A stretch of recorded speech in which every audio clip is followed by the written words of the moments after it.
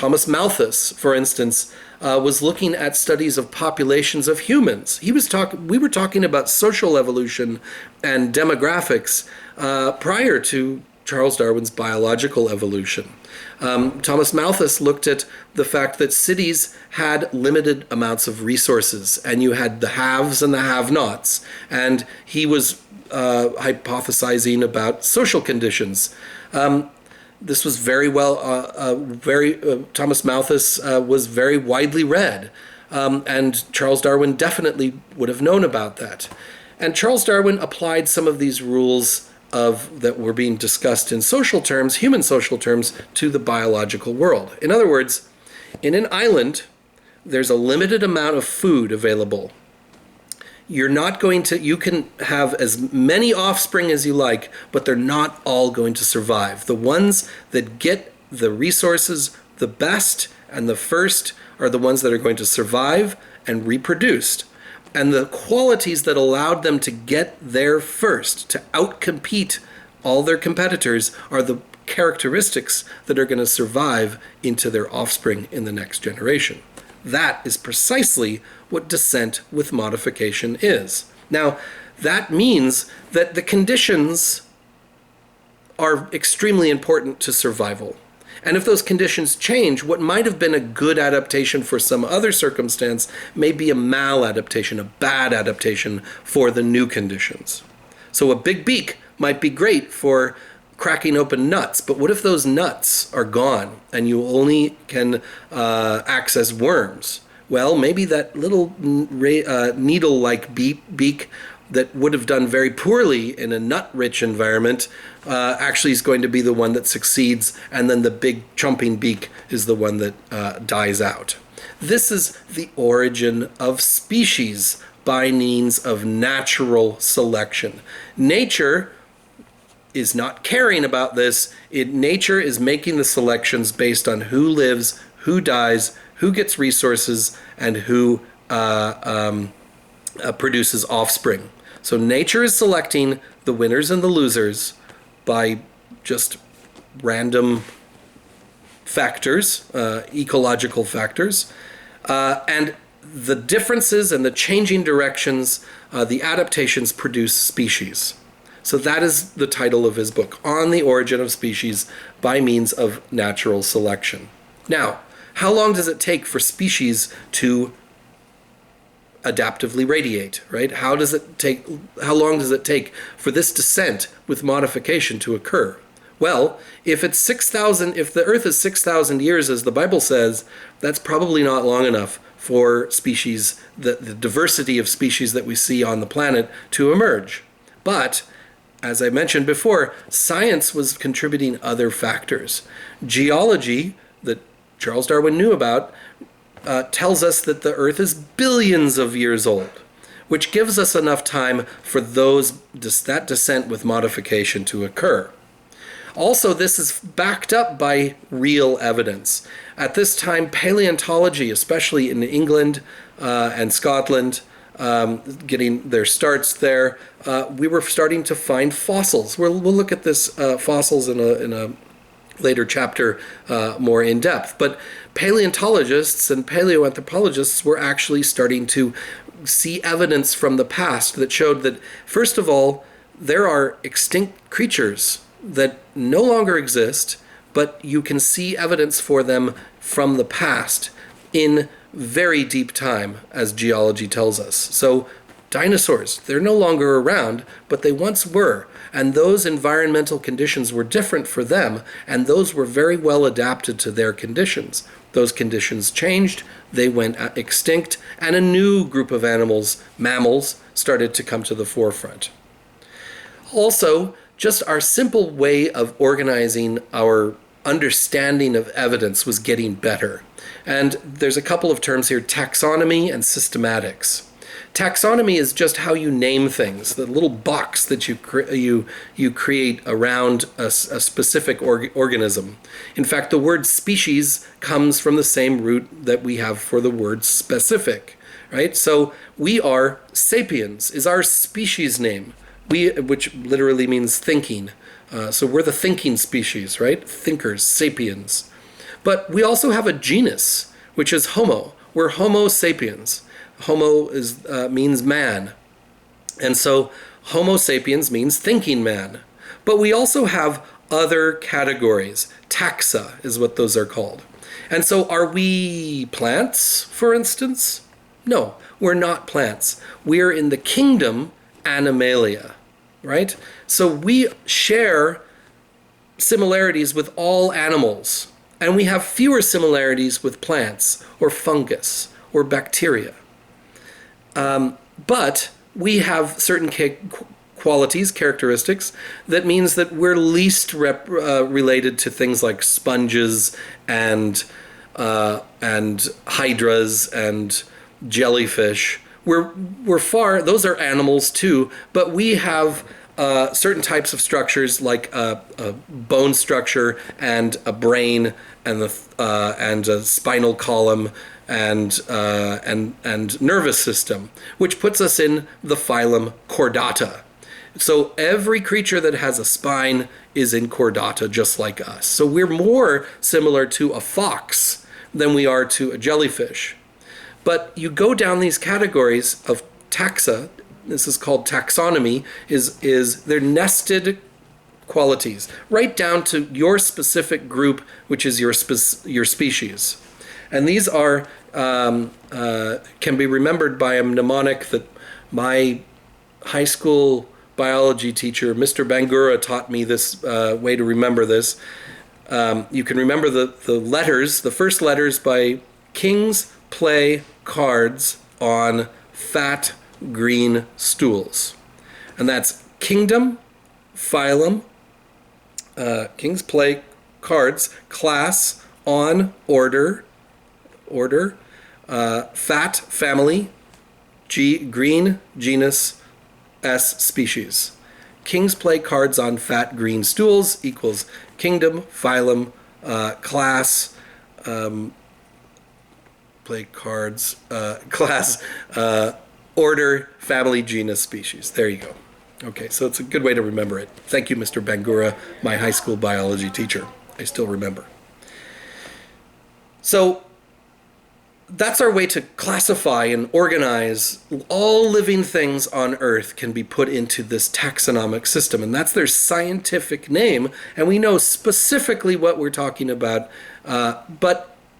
when we look at a creature. But as important as taxonomy is, there's also a related feature to this, which is called systematics. And systematics is the relationships.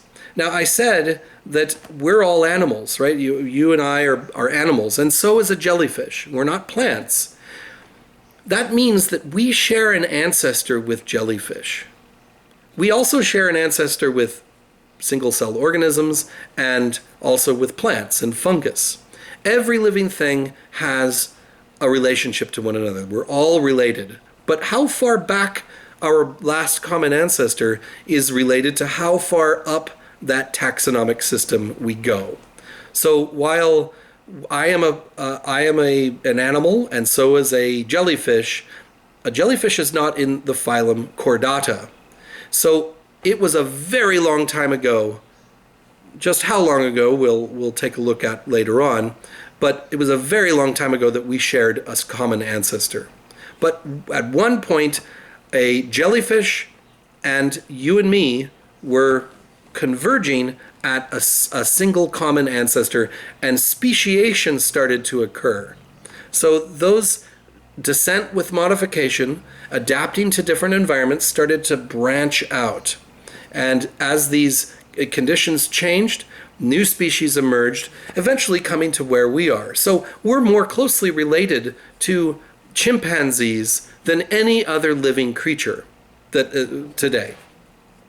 There are extinct creatures that are even more closely related to us, some of which are our ancestors, some of which were our competitors. And we'll look at those in the second half of this course after the midterm.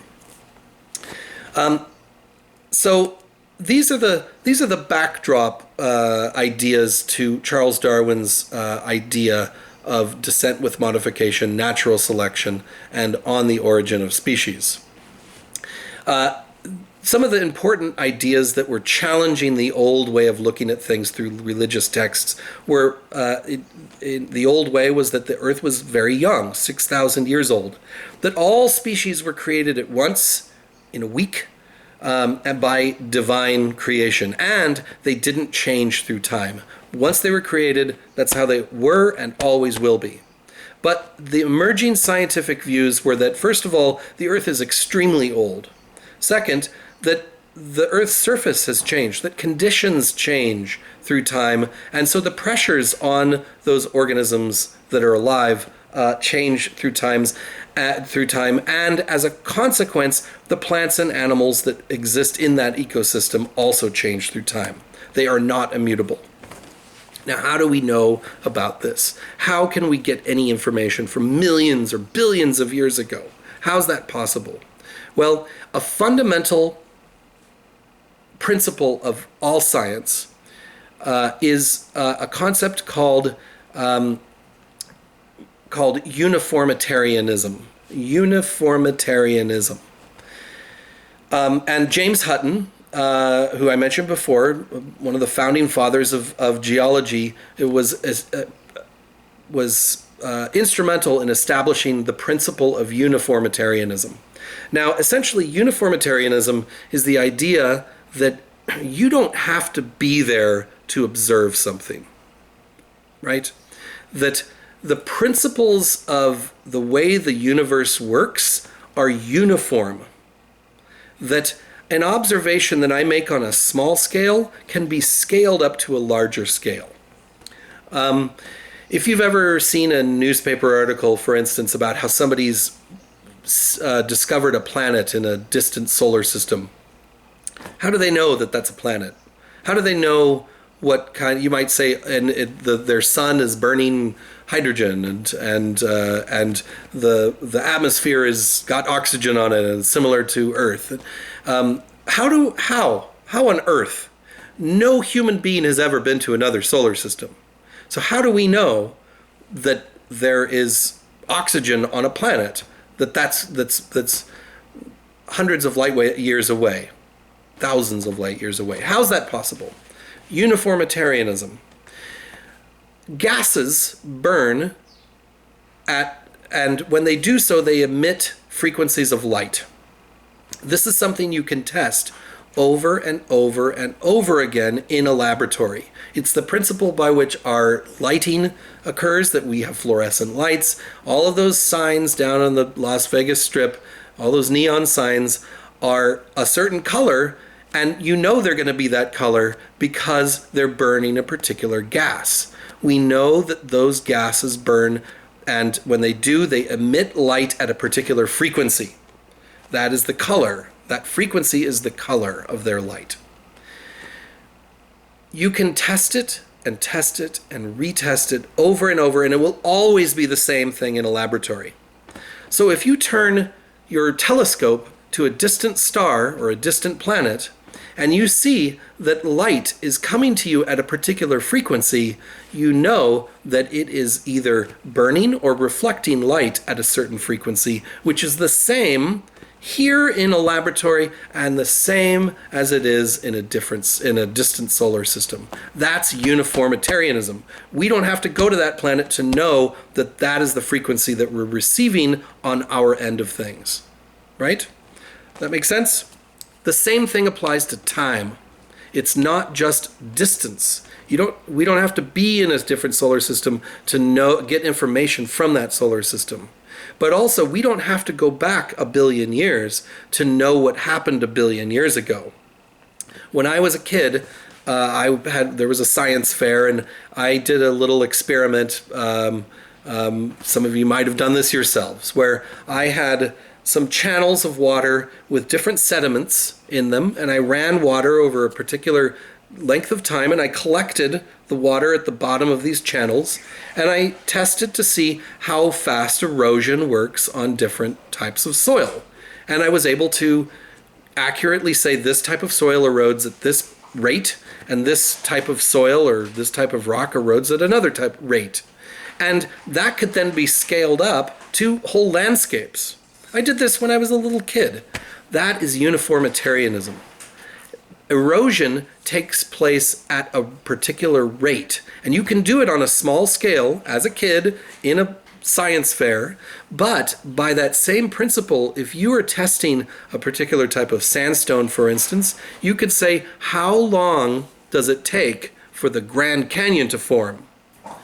And if you know the rate of erosion, and you know how much water is flowing across that stone, you can say, all right, it would have taken more than 6,000 years for the Grand Canyon to form. It will take millions of years.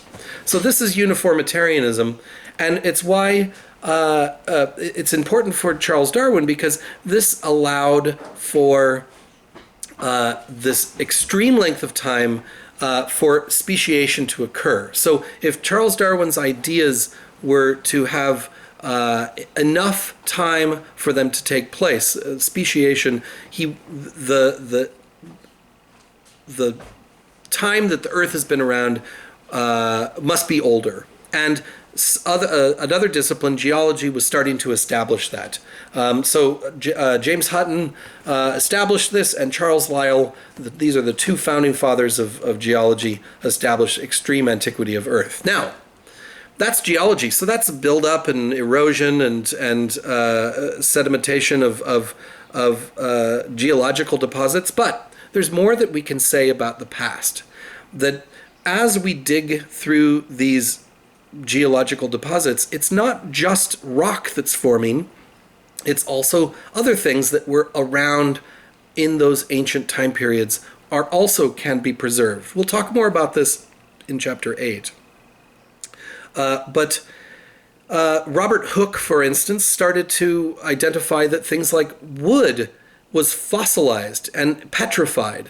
And he saw that it actually it's stone now, but it was once alive. And you could actually cut a section of it, and you could look through microscopes and see the cellular structure of wood from geological periods that were millions of years old. And Georges Cuvier, also, who was very instrumental in looking at past animal species, we'll come to him at another time, Georges Cuvier. He saw that organisms can go extinct, and so it wasn't that things change at different times. So things that once existed that actually might have been adapted to a particular environment in the past can actually go extinct, and the different fossils in different geological strata can change through time. Now, he didn't come up with the theory of evolution.